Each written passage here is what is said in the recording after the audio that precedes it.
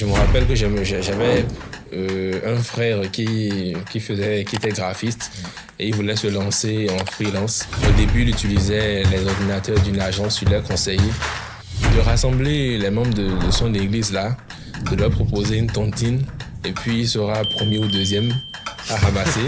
Donc, comment de s'octroyer un crédit ou de se faire octroyer un crédit. Voilà, et ça a marché. Est-ce que c'est quand on a fini de régler ces problèmes qu'on épargne ou est-ce qu'on épargne d'abord et on essaye de régler ces problèmes avec le reste? Si tu veux investir, sois prêt à perdre ce que tu mets dedans. Sinon, si tu prends l'argent de la tontine, tu prends l'argent d'un prêt pour investir, les risques sont énormes. Mesdames, Mesdemoiselles et Messieurs, bonjour. Bienvenue dans ce premier épisode du Rendez-vous des investisseurs, une émission sponsorisée par l'Africaine de gestion d'actifs AGA. Et vous l'aurez compris, dans cette émission, nous allons parler de finances personnelles, nous allons parler de votre argent, de vos économies. C'est bientôt la fin de l'année et comme chaque année, des milliers de personnes vont s'engager dans de bonnes résolutions et vouloir mettre de l'ordre dans leurs finances et épargner. Aujourd'hui, avec nous, nous avons Malik Amadou, directeur de l'Africaine de gestion d'actifs. Malik, bonjour. Bonjour Aaron. Et nous avons avec nous Véronique Kintosu qui est influenceuse et communicante. Et avec vous, nous allons parler d'épargne et de budget. Nous allons parler de comment mettre en place de bons mécanismes pour arriver à mieux gérer son argent tout le long de l'année. Et donc, ma première question, elle va directement vers vous, Malik. Pourquoi est-ce qu'il est si difficile pour les populations d'épargner de l'argent? Alors, il faut rappeler qu'on est quand même dans un contexte assez particulier en Afrique avec une économie informelle très forte, de l'insécurité. Mais, au-delà de ça, pourquoi est-il vraiment difficile pour les gens? Pourquoi est-ce qu'ils n'arrivent pas à prendre ce pli-là? Merci Aaron. À mon avis, les gens n'arrivent pas à épargner à cause des difficultés de la vie. Généralement, il y a le revenu qui n'est pas toujours suffisant. Ensuite, il n'y a pas souvent une bonne planification. Contrairement à ce que tu dis, bien qu'on croit que les gens n'arrivent pas beaucoup à épargner, la majorité des Béninois épargnent. Ils épargnent beaucoup, mais cette épargne n'est pas programmée, c'est-à-dire il n'y a pas souvent des projets bien clairs derrière, donc elle n'arrive pas à impacter la vie des gens. Après, vous savez, il y a également le fait que nous sommes dans une société très communautaire où on est appelé à s'entraider les uns les autres. Donc, très, très souvent, on est obligé de faire face à des sollicitations familiales. Un cousin qui est malade, les frais de scolarité du petit frère à payer. Donc, à cause de tout ça, ce sont des freins qui se mettent sur le chemin de celui qui décide d'avoir une discipline financière côté épargne. Merci pour cette réponse, Malik. Et ma deuxième question va directement vers vous, Véronique. Il parlait tantôt de ces sollicitations-là et de ces freins psychologiques. Vous êtes une femme, vous êtes une mère de famille, vous gérez cet environnement. Comment est-ce qu'on arrive à gérer ces contraintes-là et quand même à s'arranger pour mettre de l'argent de côté? Je le dis parce que, de réputation dans nos sociétés, les femmes gèrent quand même mieux l'argent que les hommes. Enfin, je dis de réputation. Oui, merci Aaron. Les femmes gèrent mieux l'argent. Je peux dire que oui.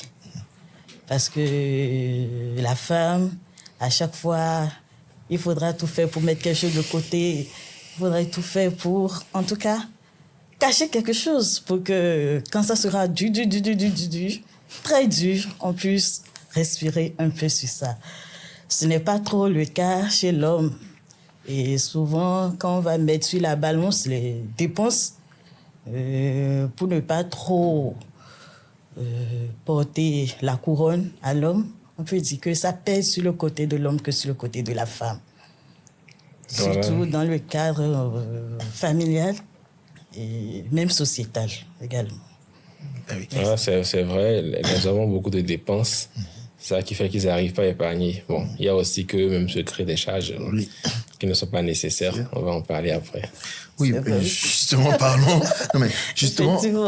parlons-en parce que une idée arrêtée dans nos sociétés, c'est quand même que l'épargne, c'est pour ceux qui ont déjà satisfait un minimum, donc qui ont un surplus. Mais est-ce que c'est véritablement vers vous, Malik, qui voyez quand même divers profils qui viennent vers vous?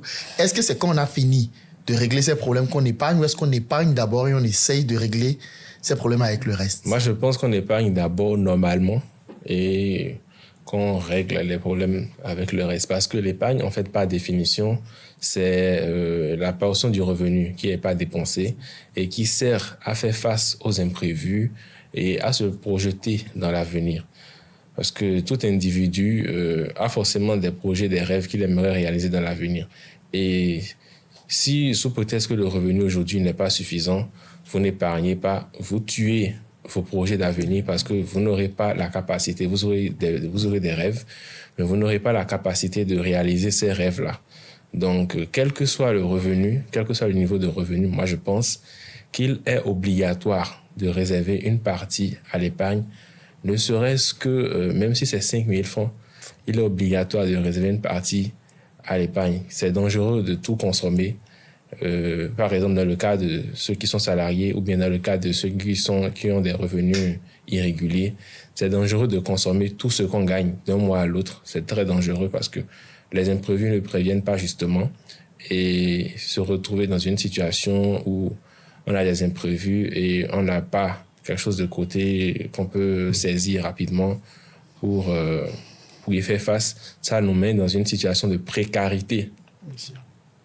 Une situation de précarité et ça fait partie des éléments qui consolident la pauvreté, en fait. Mais est-ce que justement, on parlait tout à l'heure du support et des mécanismes de solidarité. Est-ce que les gens, justement, en comptant sur ces mécanismes de solidarité-là, ne se disent pas de toutes les façons, il y aura toujours un frère, un oncle, quelqu'un qui... Et donc, est-ce que ces mécanismes de solidarité quelque part, n'encouragent pas des attitudes un peu irresponsables? Écoute, moi, je pense que c'est un faux problème parce que le mécanisme de solidarité, c'est une rue à deux sens. C'est-à-dire, nous sommes des frères, nous sommes des amis. Si tout le temps, c'est toi qui nous sollicites et que le jour on te sollicite, toi, tu ne réponds jamais, mais le jour où tu vas solliciter aussi, personne ne va te répondre. Donc, tu dois être en mesure d'aider les autres. Comme ça, le jour, eux aussi, s'en ont besoin, ils vont pouvoir t'aider. Donc, si tu n'as rien épargné et que tu consommes systématiquement tout ce que tu gagnes, comment tu vas aider les autres quand ils auront besoin de toi? C'est pas faux, tu marques un point. Et donc, Véronique, moi, la question que je me pose, c'est est-ce qu'au finish, cette habitude d'épargner, ce n'est pas quelque chose qui se transmet par l'éducation ou qui se transmet à l'enfant? C'est-à-dire, si toute sa vie, ou juste à vie de jeune adulte, on a pris cette habitude-là de dépenser son argent, à quel moment est-ce qu'on se dit bon, il est temps que je reprenne un peu le contrôle? Pour ma part, je dis oui. Pour ma part, c'est l'éducation. Parce que je me rappelle déjà au cours primaire, maman se faisait faire de petites caisses et tu peux mettre 25 francs, 50 francs, 25 francs, 50 francs dedans. Après, tu peux casser ta chose et faire ce que tu veux avec. Mais elle t'inculque déjà le fait de mettre quelque chose de côté. Parce qu'elle nous disait, vous voyez, quand moi, je vous ai accouché, tout ce qu'on vous donnait comme argent de bébé, je n'ai pas consommé. Vous savez ça, je vous ai fait des bijoux en or. Donc, du coup, c'est l'éducation. Déjà, c'est l'éducation. Pour avoir une bonne maîtrise de l'épargne, c'est déjà l'éducation. Sinon, tu ne peux pas y arriver. Justement, on parlait tantôt d'éducation. Malik, vous avez beaucoup de profils de clients, je disais, en portefeuille. Est-ce qu'aujourd'hui, par exemple, les élèves, les étudiants, c'est quelque chose que vous avez en portefeuille? Ou parce que les parents créent des comptes pour eux, ou parce que d'eux-mêmes, ils découvrent vos produits et ils viennent? Est-ce qu'on sent au niveau de la jeunesse ce désir d'épargner? Nous vendons des produits d'investissement, des produits d'épargne. Donc, généralement, de loin, les gens pensent que c'est destiné à ceux qui ont des revenus très élevés, alors que c'est faux. À partir de 1000 francs, déjà, on peut déjà investir chez Aga. Donc, en termes de profil, ce que j'ai beaucoup vu, c'est des parents qui ouvrent des comptes pour leurs enfants et qui ont la discipline financière de mettre quelque chose sur le compte chaque mois pour cet enfant-là, avec une vision à long terme. Donc, il y a des parents qui se disent, bon voilà, mon enfant, il est peut-être au CI ou bien au CP. Donc, le cursus dure combien? 13 ans, 14, oui. Donc, il se dit, OK, je vais cotiser peut-être 10 000 par mois pour cet enfant-là, chaque mois, avec les intérêts que ça va générer, jusqu'à ce que l'enfant finisse, qu'il ait le bac et autres. Au moment de démarrer dans la vie, il aura un capital intéressant qui va lui permettre de se lancer, qui va lui permettre de ne pas errer Donc, il y a beaucoup de parents qui prennent conscience de cela. Après, il y a des étudiants qui viennent d'eux-mêmes. Certes, les étudiants n'ont pas des moyens élevés, mais les étudiants sont intéressants parce que, pour des raisons d'éducation, c'est-à-dire l'étudiant d'aujourd'hui, c'est le professionnel de demain. Oui. Celui qui est DG d'entreprise ou bien ministre aujourd'hui, il a été étudiant. Un jour, bien sûr. Donc, si en étant étudiant déjà, il a acquis les réflexes qu'il faut pour, pour bien gérer ses finances, demain, lorsqu'il sera à une position où il va mieux gagner sa vie, naturellement, il va reproduire ce à quoi il était déjà habitué. Et voilà quoi. Du coup, nous, les étudiants nous intéressent beaucoup. Nous avons prévu même au cours de l'année prochaine des actions spécialement dirigées vers eux pour les éduquer, leur apporter l'information et les inciter à mettre le pied à l'étrier, essayer d'abord, voir ce que ça donne. Voilà un peu quoi. Oui, c'est louable, c'est acceptable. Une autre catégorie justement d'acteurs qu'on considère comme vulnérables dans nos sociétés, ce sont quand même les femmes, à cause des disparités de revenus. Est-ce que les sujets d'épargne et de finances, ce sont des sujets dont les femmes parlent beaucoup entre elles? Est-ce qu'elles se donnent des astuces ou se recommandent par exemple des institutions? Comment ça marche à ce niveau-là, Véronique? Entre femmes, souvent, nous forçons plus dans l'informel. Genre, on griffe ce qu'on appelle les tontines. Oui. Parce que non seulement c'est accessible, tu auras ton argent quand tu veux, mais c'est là le nœud. Il n'y a pas de contraintes, il n'y a pas quelque chose qu'on peut tirer en tant que tel, mais il y a l'insécurité qui règne dans ce domaine. Bien sûr. Nous allons parler des tontines, nous allons beaucoup parler des tontines. Donc, Malik, vous parliez tantôt des étudiants. Je me rappelle que dans un podcast qu'on a vu récemment, quelqu'un disait la différence entre un jeune noir et un jeune français, quel qu'il soit, c'est que le jeune français, dès qu'il naît, dès le premier jour, on lui ouvre un livret A où on met quelque chose, ce qui fait que quand il arrive à un certain âge, il a un capital de base. S'il veut acheter un appartement, s'il veut financer ses études, il a un capital et il part de quelque part dans la vie. Et justement, moi, ma question par rapport à ça, Malik, c'est aujourd'hui, nos jeunes, qu'est-ce qu'on peut faire en leur direction pour justement les amener à prendre conscience que dans 20 ans, dans 30 ans, ils seront là. Et voilà, et ils ont quand même besoin de constituer ce capital, ne serait-ce que pour eux, mais aussi pour leurs enfants. Je parle ici de gens. C'est pas aux étudiants qu'il faut adresser la question, parce que là, tu as dit que lorsque la personne naît, on lui crée un compte, un livret A. Moi, je me souviens, mon papa m'avait ouvert un compte à la CNE, Caisse nationale d'épargne, je crois, où on avait un carnet. Et puis, il faisait les dépôts, il signait chaque mois. Donc, après, quand il y a eu des difficultés, ça fait partie des comptes que nous sommes allés voir, des comptes que nous sommes allés vérifier pour voir s'il n'y a pas quelque chose là qui puisse nous tirer d'embarras. Et en son temps, ça a joué son rôle. Ça a joué son rôle. Donc, c'est d'abord, en fait, en tant que jeune professionnel aujourd'hui, nous commençons à avoir des enfants.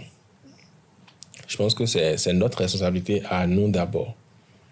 C'est à nous de penser à l'avenir de nos enfants. On ne peut pas changer le passé, mais on peut créer un nouveau futur. Donc, c'est à nous, en fait, de créer ce réflexe-là. Bon, moi, avec mes enfants, récemment, je leur ai acheté des caisses. Oui. Et ils mettent de l'argent. Je leur donne de l'argent le matin et ils mettent ça dans la caisse. Et puis, ils me disent, ah, papa, tu vois ma caisse a tel poids. Ouais. Ils regardent, ils comparent en termes de poids. Bien sûr. Parce qu'ils ne connaissent pas encore la valeur des pièces, mais ils comparent le poids. Ils se disent que c'est lourd, que bientôt ça sera très lourd. Oui. Et je leur ai promis que lorsque la caisse va être rempli, qu'on va utiliser l'argent pour acheter le jouet de son choix. Du coup, ça les motive chacun. Quand ils trouvent de l'argent, quand quelqu'un leur donne de l'argent, ils mettent. Et aussi, ça les motive aussi à chercher l'argent parce que ils viennent me demander de l'argent pour me mettre dans leur caisse. Oui. Ou quand ils ont qu'un visiteur, ils demandent de l'argent au visiteur. Il faut aller mettre dans la caisse. Donc, c'est quelque chose que moi, j'ai beaucoup aimé. Et c'est un réflexe que je suis content d'avoir créé chez eux. Donc, au niveau des enfants, je pense qu'il faut il faut mettre en place ces habitudes-là pour que demain, le réflexe puisse perdurer. Maintenant, pour les jeunes étudiants qui sont en train de se chercher, en train de démarrer dans la vie, moi, je pense que le plus important pour eux, c'est d'être au contact de l'information, de savoir ce qui existe, ce qui est disponible et de se projeter. Après, lorsque les moyens viendront, il a déjà cette habitude, il a déjà vu comment ça se passe. Il va se lancer, en fait. Okay. Et donc, mais au niveau des conseils pratiques, pratico-pratiques, comment est-ce que, par exemple, un jeune, quel qu'il soit, doit structurer son budget pour, je veux dire, avoir une certaine forme de contrôle dessus, sachant que les revenus ne sont pas toujours réguliers ni stables. Et ça, c'est quand même un paramètre très important. Je vais laisser Véronique donner son avis sur ce sujet. Surtout sur le volet de revenus instables, que ce soit salarié ou entrepreneur. Je pense que c'est ce qui tue l'épargne aujourd'hui. Je prends déjà le volet de salarié. On sait tous que le salaire, ça tombe entre le 5 et le 10. Voilà que j'ai déjà planifié mon mois avec mon épargne et tout. 5, 10, 20, 30. Le mois prend fin. On n'en voit rien. Ah, OK. Le mois suivant, le gestionnaire ne dit rien. On entame le second mois. Surtout quand tu es dans le privé. Voyons. Oui, dans les entreprises peu sérieuses. Oui, mais bon, on ne va pas taper sur le système tissu entrepreneurial national, mais il y a souvent beaucoup d'entreprises qui, quand même, où ce type de cas se présente. Voilà. Dans ce cas, comment je vais suivre le processus de l'épargne? Ce que j'avais déjà prévu. Et déjà, supposons que j'ai fait des prêts pour pouvoir tenir le mois. S'il cumule 1, 2, 3 mois, et le salaire vient maintenant en bloc, je dois libérer les prêts, libérer les imprévus, tout libérer. C'est de là que je paie le fil de l'épargne. Mais en fait, il y a un principe qui dit de se payer soi-même avant de payer les autres. C'est-à-dire, si le salaire est de 100 000 et que tu avais prévu 10 000 francs d'épargne mensuelle, c'est 10 000 francs de dette. C'est-à-dire, le salaire n'est pas vite venu. Et tu te dois 10 000 francs. Voilà, tu te dois 10 000 francs. Tu as peut-être prêté 15 000, 20 000 chez quelqu'un pour tenir. D'accord. Mais ta dette totale, ce n'est pas 15 000. C'est 25 000. Tu dois te payer tes 10 000 d'abord. Où est-ce que je dois placer ces 10 000 francs pour C'est dans la dette. Même si quelqu'un veut s'envoler, on n'y touche pas. Oui, tu mets ça dans les dettes. Donc, quand l'argent vient, tu rembourses ce que tu te dois à toi-même.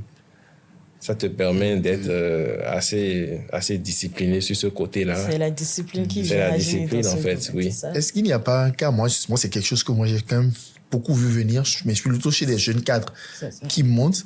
C'est-à-dire, c'est le sentiment que cette somme est tellement petite qu'elle ne fera pas de différence.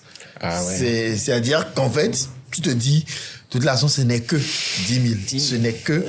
Je vais cumuler 2-3 mois. Ce n'est que 25 000. Ça n'a rien changé à mon destin tout de suite.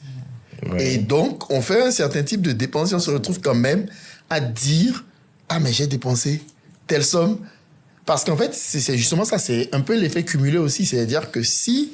Est-ce que, par exemple, il ne faut pas tenir un compte de cette dépense, mais vraiment de façon stricte, se dire j'ai dépensé ceci, j'ai dépensé cela. C'est vrai que c'est moins un problème de femme qu'un problème d'homme.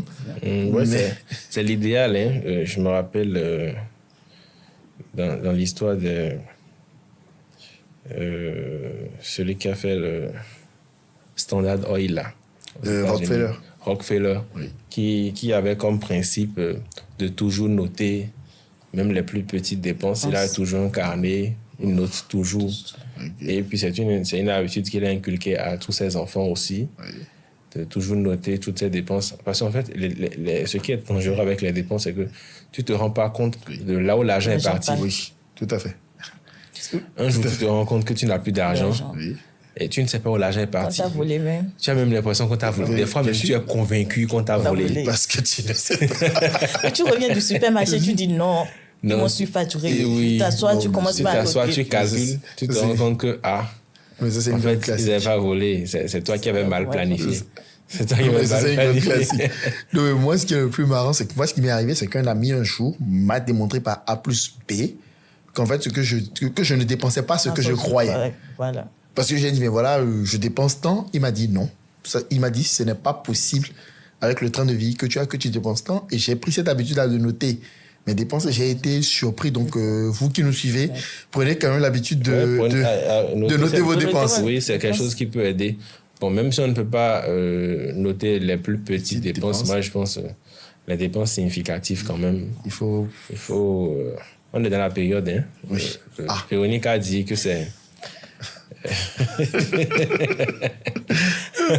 du 20, non? Du 1er au 10 ou bien au 5. Oui. Bref, on est dans la période. C'est la période où il faut tout payer. Il faut payer l'électricité, il faut payer l'eau, il faut payer le loyer, il faut payer les répétiteurs, il faut payer tout le monde. Il faut payer tout le monde. Mais il faut quand même se payer soi-même. Il faut écrire ça, en fait. Dès que tu écris ça, tu te rends compte que... Moi, j'ai fait ça ce matin, en fait, et je me suis dit, waouh! Mais j'ai quel âge pour payer tout ça? Mais ça, c'est quoi? Je suis trop jeune pour qu'on me donne toutes ces charges-là à payer. Non, mais est-ce que ce n'est pas peut-être pour ça aussi qu'inconsciemment on ne note pas? Parce qu'on n'a pas envie... Parce qu'on a peur, en fait. De voir la réalité des choses en face, oui. Des fois, à la fin du mois, tu te dis, mais... En tout cas, c'est moi, mon cas. Si je prends la peine de noter tout ce que je dépense... Je vais déprimer. Je me dis, mais je trouve l'argent où? Non, si c'est ça, j'encaisse beaucoup. Oui, non, mais moi, j'ai une petite astuce. Enfin, ça, je vais la donner rapidement. C'est que récemment, en achetant justement les tirelires pour les enfants, j'ai décidé d'en prendre une pour moi. Et je me suis dit, bon, ce qui reste de mes soirées ou de quand je dois sortir, je mets ça là. Ou chaque fois que je prends une bonne décision financière, c'est-à-dire que je me retiens de faire une dépense dont je sais moi-même qu'elle aurait été inutile, je mets l'argent là. Et je me suis promis, au bout d'un an, je verrai bien où est-ce que ce que ça va donner. Je m'offre un voyage, je m'offre un truc, je me dis, ça c'est un cadeau pour toi. Au début, j'ai commencé de façon mécanique. Je crois que j'ai eu à ouvrir la tirelire parce que je voyageais récemment. Et le montant qu'il y avait dedans m'avait tellement surpris que j'ai remis l'argent. Je me suis acheté une autre tirelire dans laquelle j'ai remis l'argent en me disant cette fois-ci, bon, je vois à peu près sur une année juste où est-ce qu'on peut aller avec ça. Et donc, je pense que si je tiens un an quand même, je vais m'offrir de super vacances. Je ne dis pas encore où ni comment, mais si vous me voyez en vacances, sachez que c'est l'argent de la tirelire. Rendez-vous au Cap Vert. Rendez-vous au Cap. Alors, Véronique, tantôt vous parliez de la tontine, qui est quand même un mécanisme très important pour épargner dans les économies informelles. En fait, qu'est-ce qu'il y a d'attractif dedans? Pourquoi est-ce qu'on fait de la tontine, sachant que c'est de l'épargne à taux zéro quand même? À taux négatif. Oui, ça, c'est pas faux. À taux négatif. À taux négatif, vraiment. Moi, la première chose qui m'a poussée vers les tontines, déjà, j'ai une agence de transfert d'argent. Donc, du coup, on a besoin du cash pour rouler. Donc, il y a des amis qui étaient déjà dans le domaine, qui m'ont proposé des tontines. Tu donnes une, deux mises, on te ramasse tout et tu manipules à l'agence. C'était vraiment accessible. Parce que chez qui tu ramènes un produit, bon, j'ai besoin de 500 000, j'ai besoin de 2 millions, c'est pour tourner dans mon agence. En tant que femme, c'est difficile pour la femme déjà. Si je vais vers les microfinances, la garantie. La garantie, le taux, c'est beaucoup plus de choses. Même si la tontine a un peu d'insécurité, ça nous soulage. Si tu arrives à trouver le bon couloir, ça nous soulage. Moi aussi, j'ai eu à faire personnellement des tontines pour aider des amis, pour aider ceux qui ont du mal à développer déjà une activité. Mais le nœud, c'est que quand les gens prennent, ils investissent dans des trucs qui ne donnent pas à la lettre. Donc du coup, si ça ne donne pas, c'est que ça freine le processus. C'est pour ça que je dis souvent, si tu veux investir, sois prêt à perdre ce que tu mets dedans. Ce que tu dois perdre, et ça n'aura pas d'effet sur un tiers et déjà sur toi-même. Sinon, si tu prends l'argent de la tontine, tu prends l'argent d'un prêt pour investir, les risques sont énormes. Malik, bien, de par votre parcours, parce que ça, c'est une question qui est intéressante pour vous. Vous êtes dans le domaine de la finance, mais il vous est aussi arrivé de faire des tontines. Du point de vue du financier, quelle leçon est-ce que vous avez tiré de cette expérience-là? La tontine, c'est un mode de financement génial, en fait, puisque il combine à la fois l'épargne et le crédit. Donc, sur une tontine, le principe, je rappelle rapidement, c'est des cotisations en revolving. Chaque mois, tout le monde cotise et puis une personne ramasse. Donc, supposons 10 personnes cotisent chaque mois 10 000. Donc, ce qui veut dire que chaque mois, quelqu'un ramasse 100 000. De manière terre à terre. Donc, celui qui a ramassé la première fois, lui, vient d'avoir un crédit de 90 000, en fait, à rembourser en 10 mois. Oui. Et celui qui a ramassé la dernière fois, lui, il a fait une épargne de 10 000 par mois. Oui. Et il a ramassé en dernière position. Oui. Je me rappelle que j'avais un frère qui était graphiste et il voulait se lancer en freelance. Au début, il utilisait les ordinateurs d'une agence, il leur conseillait de rassembler les membres de son église là, de leur proposer une tontine et puis il sera premier ou deuxième à ramasser. Donc, comment de s'octroyer un crédit ou de se faire octroyer un crédit. Voilà, et ça a marché. Ça a marché. C'est un truc qui marche. Rapidement, les gens ont cotisé. Il a acheté le MacBook qu'il voulait avec tous les accessoires et tout. Et ce qu'il a fait avec le MacBook lui a permis de payer les échéances restantes. Du coup, c'est un mécanisme de financement. En même temps, celui qui est derrière, celui qui est en dernière position, parce que moi, généralement, j'ai fait des tontines. Pourquoi on fait des tontines? Parce que c'est culturel chez nous. Oui. Quand moi j'épargne beaucoup. Moi, j'épargne beaucoup. Oui. C'est peut-être à cause du métier dans lequel je suis. C'est aussi parce que je connais mon caractère.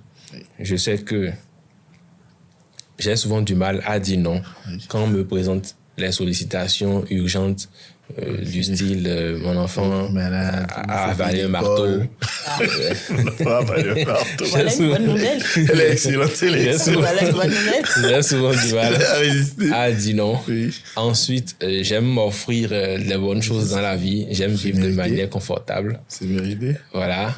Donc, moi, comme je disais tantôt en début d'émission, pour moi, ce que je dépense, c'est ce que je n'ai pas épargné. C'est-à-dire, quand je prends mon salaire, avant même qu'on ne me vire le salaire, on a déjà coupé beaucoup de choses dessus, qui sont les différentes épargnes que je fais. Okay. Je fais différentes épargnes avant que le salaire ne vienne dans mon compte.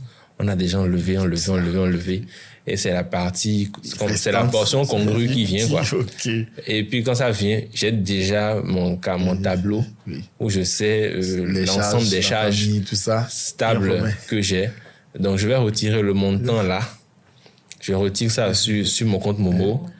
Et en même temps, dès que ça vient, je dispatche. En même temps. Je dispatche. C'est automatique. Voilà. Du coup, quand j'ai fini de faire tout ça, même si c'est 30 000 qui restent, je sais que les 30 000 là, c'est pour moi. Je me paye. C'est pas fait. Et que tu ne dois rien à personne. Voilà. J'ai tout payé. C'est pas faux. Voilà. Et donc, parmi les défalcations, il y a la tontine. Il y a des tontines que je fais. Je fais ça juste comme ça parce que c'est pas habitude, pas discipline financière. Je fais ça juste comme ça. Et lorsque je ramasse, je réinvestis. Le montant que j'ai, c'est vrai que cette année, j'ai acheté des billets d'avion avec. Non, mais c'est important. Les autres fois, autres fois, je réinvestis. Moi, il y a une question, je vous la pose à tous les deux, celui qui veut la prendre. Comment est-ce que vous expliquez que dans un pays quand même où on dit à longueur de journée, le béninois est mauvais, méfie-toi de l'homme, méfie-toi machin et tout, on arrive quand même à se mettre ensemble pour, en fait, je veux dire, collecter la ressource la plus importante, quand même, qui est l'argent, et surtout de l'argent qui est rare, et quand même à tenir tes engagements. Et à se faire confiance. Bien sûr, parce qu'il y a plus quand même s'il y a des risques de défaut, il y a quand même plus de tontines qui marchent que de tontines qui échouent. Et c'est même la raison pour laquelle on continue d'ailleurs d'en faire. Donc, comment est-ce qu'on explique ce paradoxe, en fait? Moi, j'estime que c'est parce que les gens ont peur d'avoir honte. Il y a ce système que les microfinances avaient mis en place au début. 10 personnes demandent un prêt de 100 000. Au lieu de vous donner les 100 000 chacun, on vous constitue en groupe et on donne 1 million au groupe. Si quelqu'un fait défaut dans le groupe, tout le monde est pris. Et tout le monde est pris. Du coup, socialement parlant, personne ne veut avoir honte. Genre, nous sommes dans le même voisinage. Et puis, la maman de tel va dire que c'est à cause de la maman de tel qui n'a pas payé que nous n'avons pas pu avoir accès et que les enfants de tel ne vont pas aller à l'école. Personne ne veut être la cause. Personne ne veut être celui qui sera la risée de... le discrédit social, le risque de discrédit social. Donc, à mon avis, c'est ça qui fait fonctionner la tontine, en fait. Et aussi, le fait que, contrairement aux institutions financières, la tontine, tu connais la personne. Tu sais tu sais à qui tu vas aller t'en prendre, en fait. Oui, donc la Intuitu personae, tu sais à qui tu vas aller t'en prendre. La proximité jouée, vous, Véronique, qu'est-ce que vous pensez? C'est là qu'intervient le volet de l'entourage. De l'entourage. Parce que, par exemple, moi, j'ai difficilement confiance aux gens. Donc, si je ne te fréquente pas, je ne sais pas un peu de quoi tu es capable, franchement, je ne peux pas te remettre mon argent. Et c'est normal, hein? C'est durement cherché pour te remettre mon argent. Donc, il faut connaître la personne, comme M. Malik l'a dit. Il faut que ce soit quelqu'un que tu sais que quand ça va péter, je peux aller le prendre là-bas. Et comme je l'ai dit tout à l'heure, moi, c'est que si c'est une tontine, soit la première place, soit la deuxième place. À partir de la troisième place, je ne fais pas. Donc, c'est un crédit, ce que vous allez chercher. Parce que moi, je ne fais pas de tontine pour épargner. Comme M. Malik, je fais de tontine pour avoir de l'argent. Moi, je fais ma tontine pour pouvoir ramasser toutes les tontines que je fais. Je m'arrange pour pouvoir ramasser en janvier. Parce qu'en janvier, les gens manquent d'argent. Il y a la janviose. Et c'est là où il faut investir. Et en janvier, tout est moins cher. C'est le contraire. Les commerçants, les négociations marchent mieux en janvier. Sur les marchés. Quand tu veux acheter quelque chose en janvier, il faut acheter en janvier. En fait, tu veux acheter un nouveau canapé, attends janvier. En décembre, il y a des promotions. En janvier, ils ont besoin d'argent. C'est une grande astuce. Ça, c'est une grande astuce. Voilà quelqu'un qui ne connaît pas le janvier. Quand moi, je fais ma tontine, c'est toujours en janvier que je ramasse. Comme ça. Tu fais toutes les bonnes affaires. Non, c'est énorme. Mais Véronique disait quelque chose, et ça m'emmène peut-être dans le cœur de cette émission. Est-ce que ce qui joue en faveur de la tontine ne joue pas en défaveur des institutions financières? Je veux dire, vous disiez tantôt, je connais la personne, je sais à qui m'en prendre. Et toi, Malik, tu disais, on n'a pas envie d'avoir honte, parce que justement, il y a ce lien, on se connaît. Est-ce que le fait que, je veux dire, quand on prend par exemple AGA, ce qu'on voit, c'est une institution, c'est des bureaux, c'est des gens. Et est-ce que le fait que cette distance, en fait, fait que les gens n'ont pas confiance ou hésitent à aller confier leur épargne dans cette structure-là parce qu'on se dit, on ne sait pas qui est là. Et surtout, il ne faut pas oublier qu'on a quand même eu le traumatisme ICC au Bénin. Est-ce que, quelque part, finalement, le KYC, comme on dit, dans le métier, mais des deux côtés, est-ce que ça ne joue pas peut-être un peu contre les institutions financières s'il n'y a pas ce sentiment de « on ne vous connaît pas au fond » Ce que tu dis, c'est quelque chose de central, en fait. C'est quelque chose de central. Depuis que moi, je suis dans la finance, il y a quelque chose que nous savons tous. C'est une règle tacite. Certes, le client souscrit à cause de... Il a souscrit dans l'institution, il a souscrit via l'institution. Mais tu prends la liste des clients, 15 000 clients par exemple, chacun est là à cause de quelqu'un. Toujours. Le client souscrit à cause de quelqu'un. Un avaliseur. Non, pas un avaliseur. C'est-à-dire quelqu'un qui le connaît. Quelqu'un qui le connaît. C'est-à-dire, oui, il vient, il dit, bon, j'ouvre mon compte. Malik, c'est à cause de toi. Ouais. Hein. Ben moi, je témoigne, moi, j'atteste que ce soit dans ton ancienne entreprise, que ce soit ici, en fait, on te dit, le client te dit clairement, c'est à cause de toi. C'est à cause de toi. Hein. C'est à cause de toi. C'est vrai, l'institution, tout ça, c'est pour nous garantir. En fait, je pense que nous sommes dans une société qui est encore très communautaire.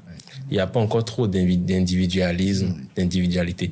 C'est dans les sociétés où l'individualisme est très poussé que les gens sont plus axés sur les institutions plutôt que sur les personnes. Dans nos sociétés à nous, c'est encore les personnes.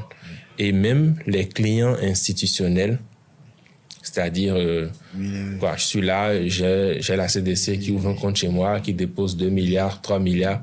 Mais en fait, c'est à cause de quelqu'un. Toujours. C'est toujours à cause de quelqu'un. Et donc, tu vois un peu, jusqu'au niveau institutionnel, notre société est encore construite par des de personnes cette manière-là. Voilà. Nous sommes plus des sociétés de solidaire. personnes. En fait, c'est la communauté avant l'individu pour le moment. L'individualisme, j'ai regardé un sondage récemment, l'individualisme est en train de prendre... De gagner du terrain. En Afrique subsaharienne, dans les années 60, on a regardé, il y avait jusqu'à 80% de communautés contre, quand on dit communautarisme contre individualisme, on était à 80 du côté de la communauté. Mais jusqu'aujourd'hui, on est en train d'aller dans les 40% d'individualisme, en fait. Et ça reste quand même très important. L'individualisme est en train de prendre du terrain, mais le communautarisme est encore important. Et sur les questions financières comme ça, je ne vais pas vous mentir, c'est d'abord à cause de la personne que les gens souscrivent. Du coup, ça constitue un pied beau pour les institutions parce qu'elles essaient de mettre en avant une image institutionnelle et elles pensent que juste à cause de l'image institutionnelle, ça va passer alors. Ça va marcher, les gens vont venir. Bon, il y a des gens qui viennent à cause de l'image institutionnelle, mais c'est quand ils ont fini d'épuiser leurs options sur le plan des relations de la personne, bien sûr. C'est ça, quand ils ont fini d'épuiser leurs options sur le plan des relations personnelles, qui vont maintenant vers... donc, c'est-à-dire un individu lambda qui se lève comme ça dans une société, il ne connaît personne, il dépose son argent au Bénin. Il ne fera pas ça. C'est difficile, hein? Non, il ne fera pas ça. Il ne fera pas ça. Et justement, moi, ça m'amène à dire... Même quand il ne connaît personne, il essaie de connaître quelqu'un au moment où il a déposé. Non, mais c'est le voilà. principe. Et moi, ça m'amène d'ailleurs à poser cette question. Est-ce que justement, les institutions financières ne négligent pas cet aspect-là parce que dans leur communication, c'est nous avons de beaux bureaux, nous avons tel taux d'intérêt, nous avons ceci. En fait, ils pensent que les produits se vendront d'eux-mêmes, alors que peut-être que ce que le public attend, c'est qui est derrière, qui est cette personne, comment est-ce qu'elle pense, avec quoi est-ce que nous raisonnons, quelles sont les difficultés que nous avons en commun. C'est-à-dire que justement, est-ce que ces institutions ne devraient pas avoir une communication plutôt centrée sur l'humain, donc sur le management, c'est-à-dire, je veux dire, incarner l'entreprise plutôt que juste de présenter un bloc. Ouais, c'est une tendance qui a commencé à émerger dans le secteur, je pense. Toute proportion gardée, hein. Je pense que de plus en plus, les institutions financières ont pris conscience de ça. Elles ont pris conscience du fait que déjà, plus de 80% de la masse monétaire disponible est détenue par des particuliers et en circulation dans l'économie. Donc, si on veut augmenter ce que nous avons comme stock d'argent dans les institutions financières, c'est qu'il faut aller prendre l'argent dans la poche des gens. Chez les particuliers, en fait. Et chez les particuliers, le particulier, il tient à son argent, donc il faut lui inspirer confiance. Et inspirer confiance, il veut savoir à qui il confie son argent et à qui il va s'en prendre lorsque ça va pas tourner. Et c'est tout à fait voilà, donc ce que tu dis est vrai et c'est une tendance qui est en cours actuellement dans le secteur. Beaucoup de gens, nous, à notre niveau, de plus en plus, nos actions vraiment sur l'humain, sur les aspects humains, sur les aspects sociaux, sur les aspects humains de la chose, parce que à la fin de la journée, c'est à des personnes comme toi et moi que nous sommes en train de parler. C'est à des instituteurs, c'est à des commerçantes, c'est à des personnes réelles qui ont des challenges dans leur vie. Donc, tu ne peux pas venir te présenter devant quelqu'un qui a des challenges et puis toi, tu ne dis rien à propos de ce qui le préoccupe, lui, et tu espères que lui se préoccupe de ce qui te préoccupe, toi. Ça ne va pas marcher. Comme ça. Ça ne va pas marcher. Donc, voilà un peu. Ça, c'est très important ce que tu viens de dire. Et donc, Malik, je reviens vers vous. On remarque que le grand public ne connaît pas forcément vos produits ni les avantages qu'ils peuvent offrir. On parlait à Tontine tantôt, on disait que c'était de l'épargne à taux négatif. Est-ce que vous pouvez expliquer à ceux qui nous suivent quelle est la différence entre la Tontine en termes d'avantages et ce que vous faites? Ok, merci Aaron. Quand je dis que la tontine, c'est de l'épargne à taux négatif, c'est parce qu'il y a un principe dans la tontine, c'est que le tontinier prend une mise. Donc, sur 10 mises qu'on a cotisées, le tontinier prend une mise. Donc, clairement, je cotise 10 fois, le tontinier prend une fois. Donc, il prend 10%. En fait, c'est de l'argent que je prends à 10%. En fait. Donc, j'ai épargné à 10%. À moins 10%. À moins 10%. Donc, voilà, c'est de l'épargne à taux négatif.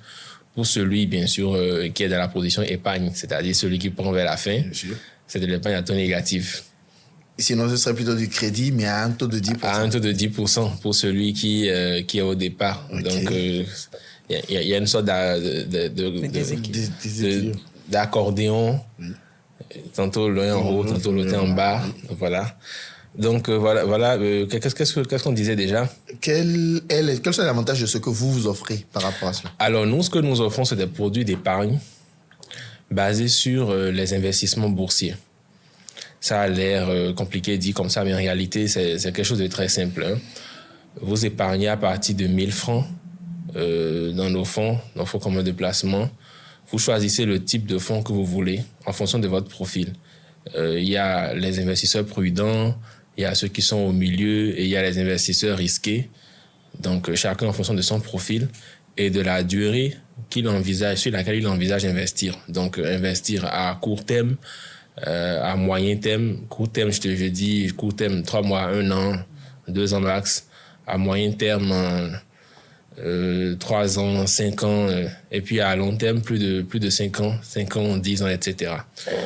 Donc, sur la base de ces 2 éléments-là, vous choisissez, nous, on vous aide à choisir les produits qui correspondent à votre profil.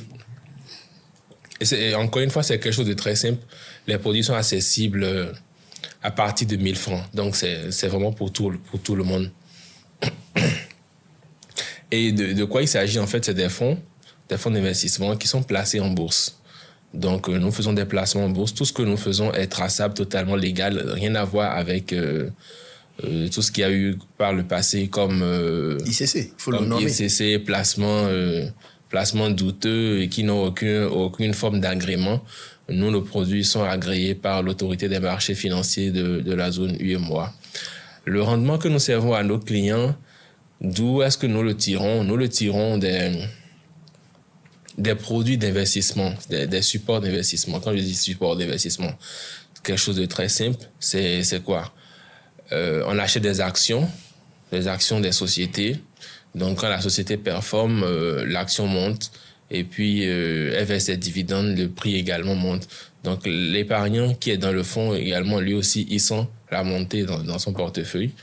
Nous avons des obligations qui représentent en fait des titres de créance sur les États. Donc, c'est-à-dire, on prête de l'argent aux États. Et rassurez-vous, les États sont les meilleurs payeurs sur ce marché-là. Ils ne font jamais défaut. Ils payent toujours. Donc, ils nous remboursent avec un taux d'intérêt donné et c'est ce taux d'intérêt-là que nous reversons à nos clients. En termes de produits prudents, ça sera plus les obligations. Et en termes de produits risqués, ce sera plus les actions. Maintenant, quand je dis ceux qui sont au milieu mixte, c'est ceux qui prennent un peu d'actions, un peu d'obligations, 50-50, 30-70, ainsi de suite, en fonction des orientations, en fonction des objectifs à court, moyen et long terme de la personne qui est en train de vouloir investir. Et l'une des particularités de notre produit, c'est que vous avez la possibilité de déposer quand vous voulez et de retirer aussi quand vous voulez. Il y a la flexibilité totale sur le montant. Et entre les deux, chaque jour, votre dépôt, votre épargne génère des intérêts. Chaque jour, ça vous génère quelque chose. En fonction du profil que vous avez choisi, vous pouvez avoir des rendements autour de 6, 8% jusqu'à 12% en fonction du profil que vous avez choisi. Donc voilà un peu ce que nous offrons. Très bientôt, nous allons également ajouter la possibilité de mettre cette épargne-là en garantie pour obtenir des prêts auprès des institutions financières. Donc, vous n'êtes pas obligé de retirer l'argent que vous avez mis, que vous avez épargné, que vous êtes en train d'épargner. Vous n'êtes pas obligé de le retirer. Vous pouvez, si vous avez besoin d'argent pour financer un projet ou quelque chose comme ça, vous pouvez mettre cet argent-là en garantie auprès de nos partenaires financiers, obtenir un crédit à taux modéré, à taux réduit. Et voilà, continuez vos activités pendant que de l'autre côté, l'argent que vous avez déposé continue à générer des bénéfices pour vous. Je pense qu'il faut être financièrement intelligent, s'organiser chacun à son niveau pour pouvoir tirer maximum profit de cet ensemble de situations-là. Mais pour ça, il faut savoir, c'est pour ça que nous organisons cette émission et il faut se faire accompagner par des spécialistes pour ne pas naviguer à vue. Donc voilà un peu, je pense que ça va faire le tour. Oui. Alors justement, qu'est-ce que vous répondez à ceux-là qui pensent que, en fait, ce n'est pas pour ceux qui sont dans l'informel, c'est pour une certaine catégorie de gens, c'est pour des professeurs d'université, c'est pour des gens avec de grands revenus. Moi, personnellement, j'ai eu ce sentiment la première fois que j'ai souscrit à ce type de produit. Les profils que j'avais vus, c'était, mais qu'est-ce que moi je fais là parmi ces gens-là? Donc, est-ce qu'il n'y a pas une sorte de distance avec... Je pense que c'est peut-être parce que nous ne communiquons pas assez. Du coup, les gens ne savent pas que les produits, en réalité, c'est pour eux. La manière dont le produit est structuré, il est plus adapté à ceux qui sont dans l'informel et dans des activités diverses qu'à ceux qui sont des salariés. J'explique pourquoi. Les dépôts sont libres et les retraits sont libres. Ça veut dire quoi? Si c'est tous les 45 jours que tu te fais payer, tu peux faire le dépôt tous les 45 jours. Il n'y a pas de souci. Et si entre les deux, tu as un imprévu, tu peux venir retirer tout ou partie de ce que tu as déposé sans problème. Tu vois? C'est totalement flexible, en fait, pour s'adapter à la situation de ceux qui sont justement dans des positions où ils n'ont pas un revenu stable connu d'avance.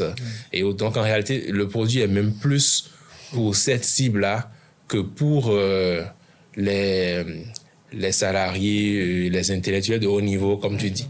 Mais généralement, jusqu'à toutes ces dernières années, c'est vrai qu'il y a beaucoup d'efforts qui ont été faits, mais il reste encore à faire.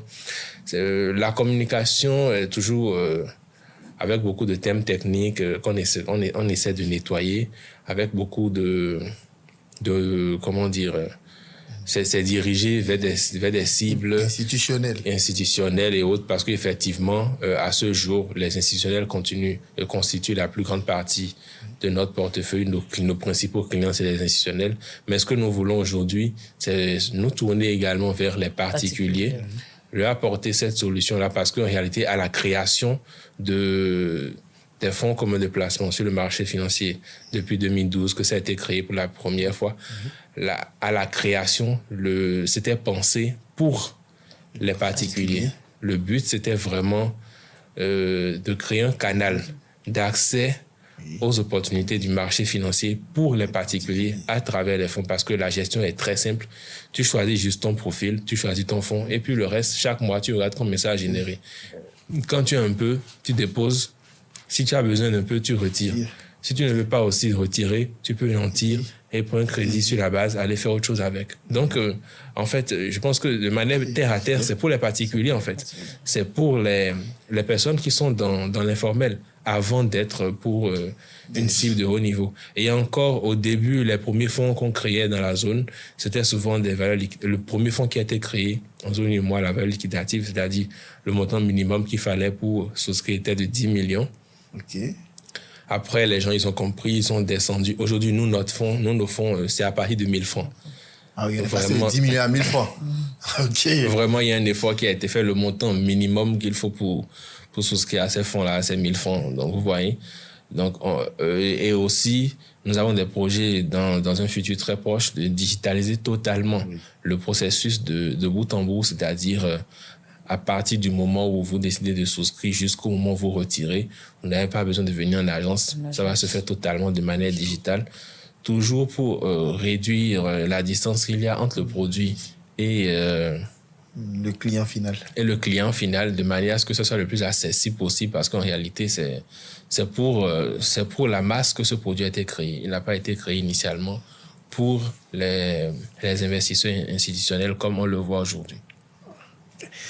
Merci beaucoup. Alors, Véronique, pour quelqu'un comme vous qui a ce type de profil, donc avec des revenus qui viennent ou qui ne viennent pas, et derrière avec une activité complémentaire qui demande beaucoup de cash flow, est-ce que, par exemple, pour vous, ces produits, ça représente une alternative, peut-être plutôt que d'aller déposer chez une microfinance ou peut-être aller faire une tontine? Est-ce qu'il y a quelque chose qui pourrait intéresser des profils comme vous?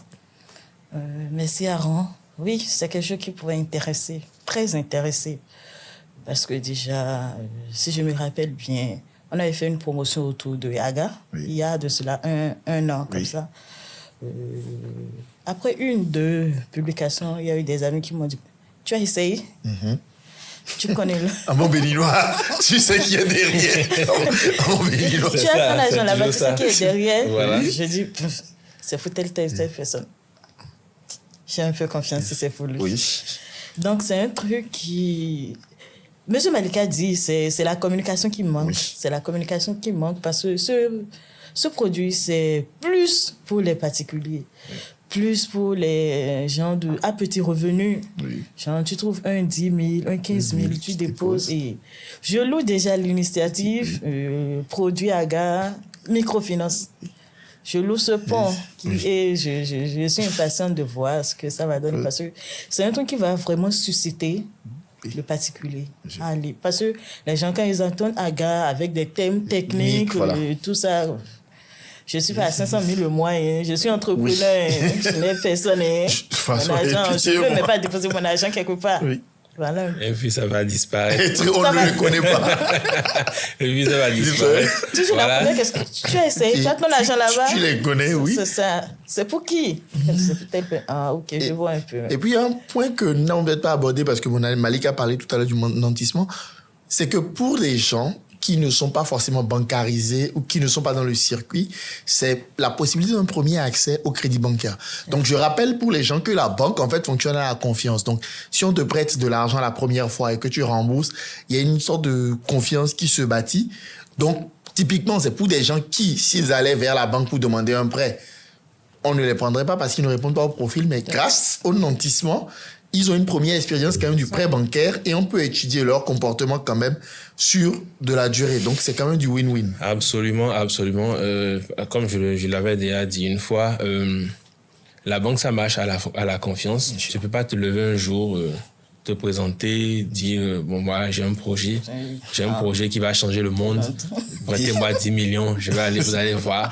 Dans 3 mois, je vais vous rembourser. Vous me connaissez. Je suis sur la tête, je ne peux pas fuir. Je ne peux pas fuir. Je n'ai même pas passeport. Disons la vérité, dans les pays comme le Bénin, dans la sous-région, en Afrique subsaharienne, beaucoup de personnes sont exclues du système bancaire. Oui, 80% des gens. Et ça ne leur permet pas de bénéficier du crédit, du financement et autres. Alors que les banques ne financent que quand ils te connaissent, en fait. Donc, ce système que nous avons mis en place, sur lequel nous sommes en train de travailler, va effectivement permettre à des personnes qui ne sont pas dans le système d'entrer dans le système. Lorsque la banque va demander l'historique de la personne, on va lui sortir, on va dire que, ah ben voilà, il a un compte à AGA périodiquement, de manière rigoureuse, de manière sérieuse. Il cotise pendant telle période, il a cotisé normalement, il a tel montant là-bas, et puis il a fait des crédits sur la base de ça pendant un certain temps, il a remboursé à temps. Oui. Donc, ça crée un historique en faveur de la personne qui n'était pas au départ dans le système bancaire. Et pourquoi la personne n'était pas dans le système bancaire? Parce que peut-être il travaille dans l'informel, son activité ne demande pas qu'on le paye via un compte bancaire, il prend son argent main à main chez son employeur, chez son employeur ou bien chez ses clients et il dépense ça en cash. Donc, son cursus, son professeur ne passe pas par la banque. Du coup, la banque ne le connaît pas, il ne peut pas bénéficier d'un crédit auprès de la banque. Oui. Alors que s'il fait une épargne chez nous, par exemple, et qu'après, il fait un nantissement et tout ça, le processus s'en va et il rembourse, tout ça. Bref, il passe d'une position de quelqu'un qui n'était pas connu par la banque à une personne qui est maintenant connue par la banque. Et ensuite, à partir de là, il a d'autres projets. Il a d'autres projets qu'il veut faire financer et autres. On peut se baser sur ça déjà pour lui faire confiance. Oui. Certes, peut-être que sur la base du projet spécifiquement, on va lui demander des garanties complémentaires. Mais ce premier passage-là est déjà un gage de confiance qui fait que dans l'instruction du dossier, on y va avec une manière on sera bienveillant. Plus favorable que pour quelqu'un qui sort de nulle part et qui dit prêtez-moi 10 millions urgents. Qu'on ne connaît pas, qu'on ne connaît absolument pas. Donc, vous voyez un peu. Donc, effectivement, c'est une porte d'entrée. C'est quelque chose qui participe à l'augmentation du taux d'inclusion financière dans la zone. Et voilà un peu, quoi. Et donc, Véronique, là, je me tourne vers vous. Alors, nous sommes dans une période assez particulière. Les fêtes de fin d'année ne sont pas loin. C'est dans l'imaginaire populaire, c'est une période qui est associée avec beaucoup de dépenses. Comment est-ce qu'on survit à cette époque, à cette période-là, et surtout, comment est-ce qu'on se projette en prenant les habitudes financières saines? Je me rappelle que Malik parlait tout à l'heure des bonnes affaires à faire en janvier. Comment est-ce qu'on passe ce cap-là? Merci, Aaron. Déjà, décembre est là. Quasiment. Il y a déjà l'euphorie de la fête. Tout le monde court. Où est-ce qu'il faut trouver de l'argent? Et il y a un griffe, ce qu'on appelle la dobé. Oui, et pour ceux de nos auditeurs qui ne savent pas comment ça marche, il y a une tontine spécialement dédiée à passer les fêtes, donc à financer les fêtes de fin d'année. Pratique bien béninoise. Voilà. Même si c'est interdit désormais, on trouve toujours le moyen de contourner. Voilà. Ok, d'accord. Déjà, je tiens à préciser aux autorités que je ne connais absolument pas ces moyens-là. Mais bon, continuons quand même. Non, il faut... Déjà, au début d'année, M. Malik avait jeté là-bas quelque part. Il y a souvent des épargnes. On fait chaque samedi, je cotise 500. L'autre samedi, c'est 1000 francs. L'autre samedi, c'est 1500. Oui. On garde là jusqu'à la fin de l'année.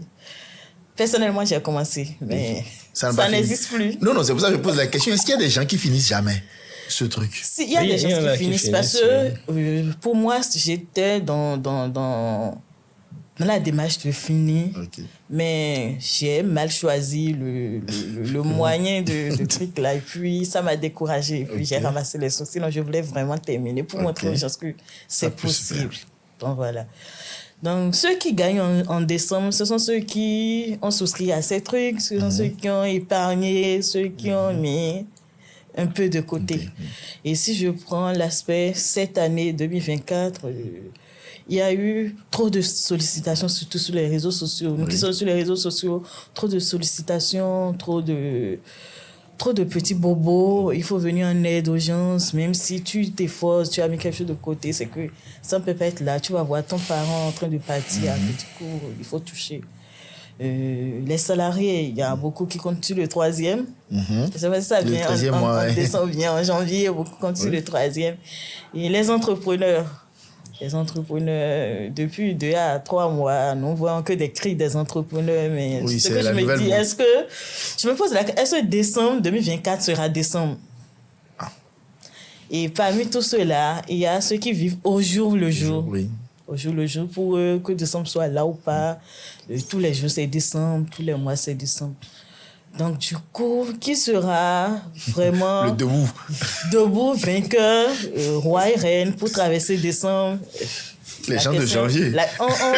On envoie la question vers... Non, les gens de janvier. Les gens de janvier. Justement, puisqu'ils sont parmi nous. Ok, bon. Moi, je pense que l'idée, c'était de planifier. L'idée, c'est de planifier déjà, c'est-à-dire... Pour ceux qui ont planifié leur année, décembre, ça ne sera pas un casse-tête. Pour ceux qui ont planifié leur année. Donc, on ne va pas se mentir. À Dogbe, c'est une manière de planifier aussi.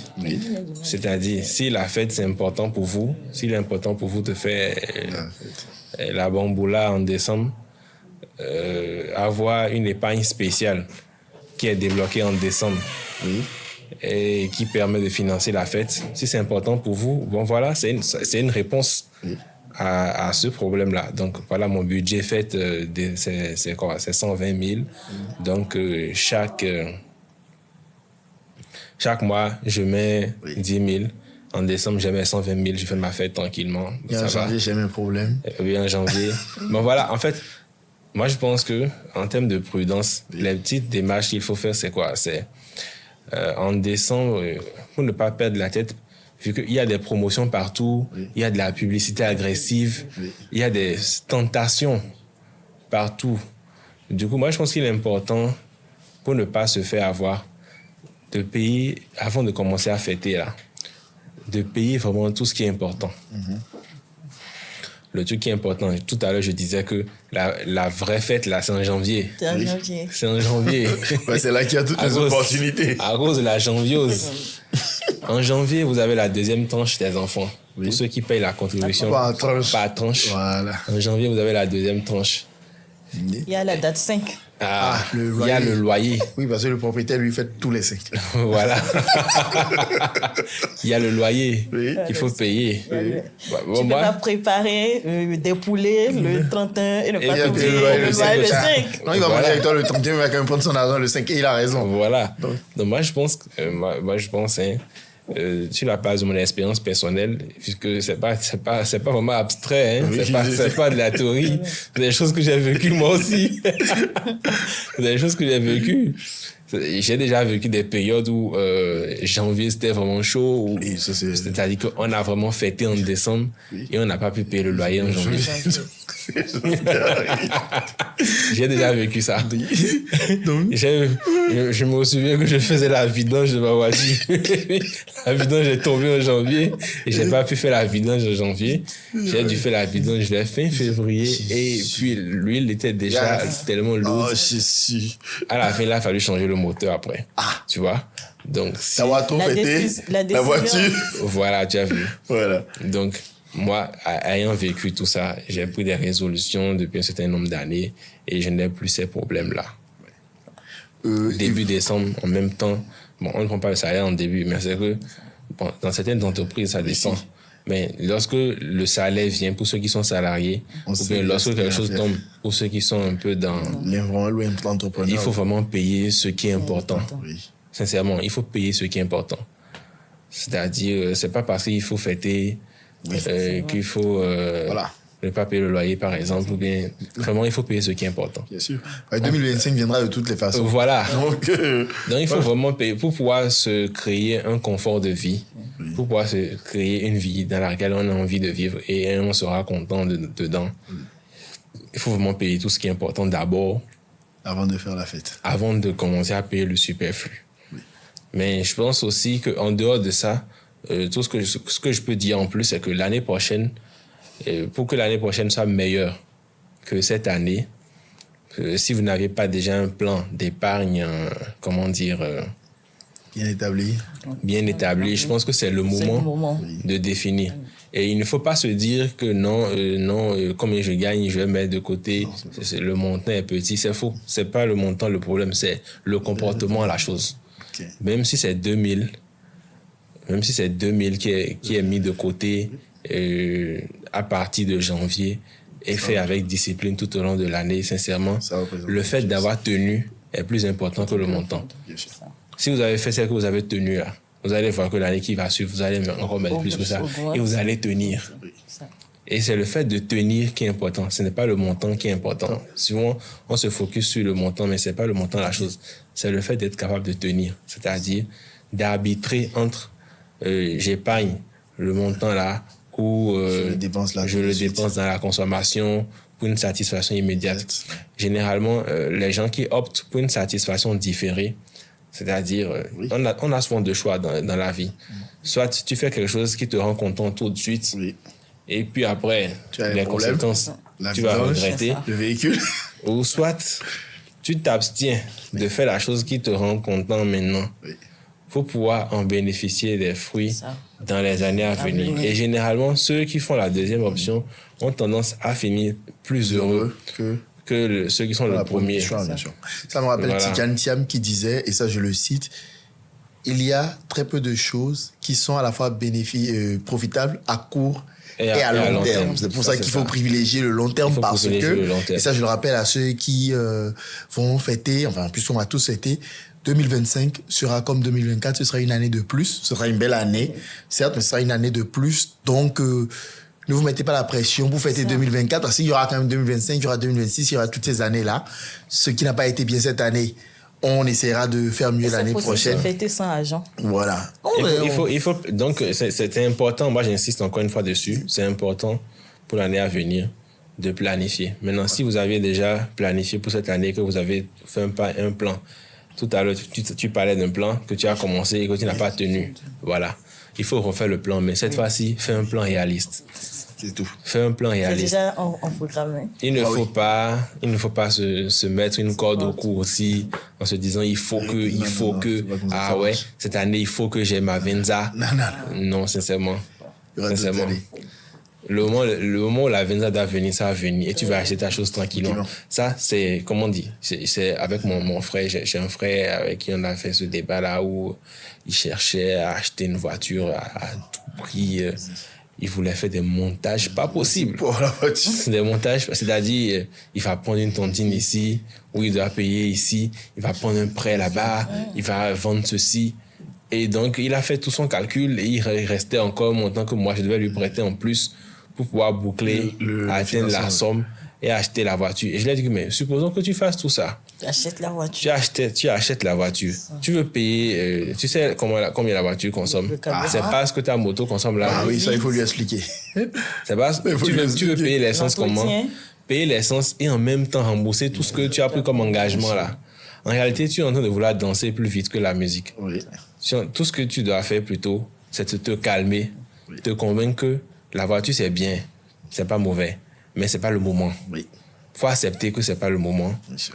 Tu planifies correctement ta chose et quand le moment d'acheter la voiture va venir, tu vas acheter la voiture sans souci, sans tous ces casse-têtes là et tu vas jouir de ta voiture tranquillement. Tu vas acheter une voiture correcte. Parce qu'avec les calculs qu'il est en train de faire, c'est pour aller acheter encore quelque chose qui va tomber en panne. D'autres problèmes. Qui va tomber en panne tout le temps. Est-ce que tu as prévu le budget des pannes? Okay. Tu vois? Bon, il a suivi mon conseil et il est allé acheter sa voiture tranquille. Après, ça n'a pas été aussi rapide qu'il espérait. Mais après, il a acheté sa voiture et il en jouit tranquillement. Bien sûr. Et donc, je retiens que il faut un temps pour tout, il faut laisser faire le temps, il faut faire confiance au temps. Et là, nous nous approchons de la fin de cet entretien qui a été magnifique. Et avant de partir, je me tourne vers vous, Véronique. Quel conseil est-ce que vous donneriez à une personne qui nous a suivis tout le long, toute cette heure, si elle ne devait retenir qu'une seule chose de tout ce qu'on a dit? Qu'est-ce que vous lui donneriez comme conseil? Épargner encore et encore pour en jouir demain. Malik? Je pense qu'elle a tout dit, hein. J'ai rien à ajouter. Moi, mon conseil, c'est de nous suivre, de vous abonner sur nos réseaux sociaux et de nous retrouver ici le mois prochain pour un autre sujet toujours aussi intéressant. Et pour ceux qui auront passé le cap de novembre-décembre et qui se retrouveront avec nous l'année prochaine, bonne année. Prenez soin de vous. C'était le rendez-vous des investisseurs et je vous dis à la prochaine.